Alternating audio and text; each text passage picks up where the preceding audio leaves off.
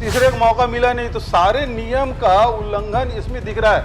आचार संहिता का पालन नहीं हो रहा है, राज्य सरकार से अनुमति नहीं है, टेंडर हुआ नहीं है, वही ठेकेदार को बुला के दिया गया, दूसरे टेंडर भी नहीं दे रहे हैं, रेगिंग भी हो रही है।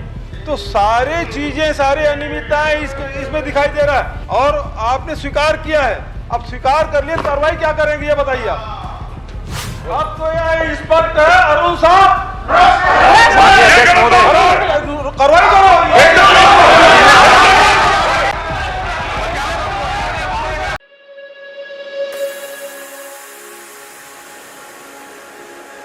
हमारा नक्सल पीड़ित क्षेत्र है, हम लोग भी चाहते हैं कि वहाँ रोड बने, पुल बने, विकास हो, लेकिन ये दोनों रोड में ये मैं पहला तो पूछना चाहता हूँ, मुख्यमंत्री पहले, मंत्री जी पहले कबूल किया है कि मैं ऐसा किया हूँ, अधूरा बन गया, अभी टेंडर डाल रहा है। ये कौन सा नियम में पहले पुल बनेगा, अभी टेंडर डालेगा? ये सावधान और बदल दिया क्या? लोकसभा का आचार संहिता प्रचलनशील था और वो काम 5/5/2024 को काम प्रारंभ किया गया और शिकायत हुई तो वो काम रोक दिया गया, कोई भुगतान उस पर से नहीं हुआ है। आज उन दोनों पुलियों का निविदा आज खोली जानी है। निविदा में जो एजेंसी निर्धारित होगी उसके हिसाब से इन दोनों पुलियों का निर्माण किया जाएगा। अध्यक्ष महोदय, बहुत ही गंभीर प्रश्न है और माननीय मंत्री जी ने स्वीकार किया है कि पुल बन गया है, टेंडर आज खुला है।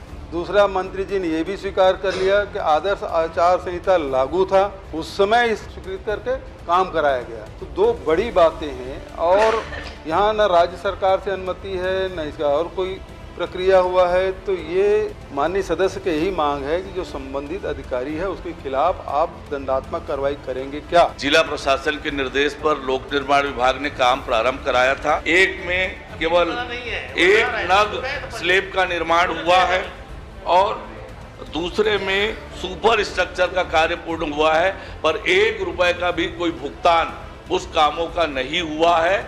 अभी टेंडर दोनों का लगा है और आज वो निविदा खुलने वाली है, जो एजेंसी तय होगी उसके हिसाब से माननीय अध्यक्ष महोदय, चूंकि आपने इसमें स्वीकार के उत्तर में लिखा है कि भदौरिया और राठौर दो को बुला के काम आपने दिया और दोनों की टेंडर दिए है, तीसरे को मौका मिला नहीं, तो सारे नियम का उल्लंघन इसमें दिख रहा है। आचार संहिता का पालन नहीं हो रहा है, राज्य सरकार से अनुमति नहीं है, टेंडर हुआ नहीं है, वही ठेकेदार को बुला के दिया गया, दूसरे टेंडर भी नहीं दे रहे हैं, रेगिंग भी हो रही है। तो सारे चीजें, सारे अनियमितताएं इसमें दिखाई दे रहा है और आपने स्वीकार किया है। अब स्वीकार कर लिए, कार्रवाई क्या करेंगे ये बताइए आप। इसमें कार्रवाई होगी मंत्री जी, जब आपके संज्ञान में सब कुछ आ गया है। यदि आपके संज्ञान में सब आ गया है उसके बाद भी कार्रवाई नहीं करेंगे तो इसका अर्थ क्या हुआ कि आपका संरक्षण है। मैं नहीं कहता इसमें संरक्षण आपका है और नहीं है तो कार्रवाई करिए और नहीं तो इस पर क्या संरक्षण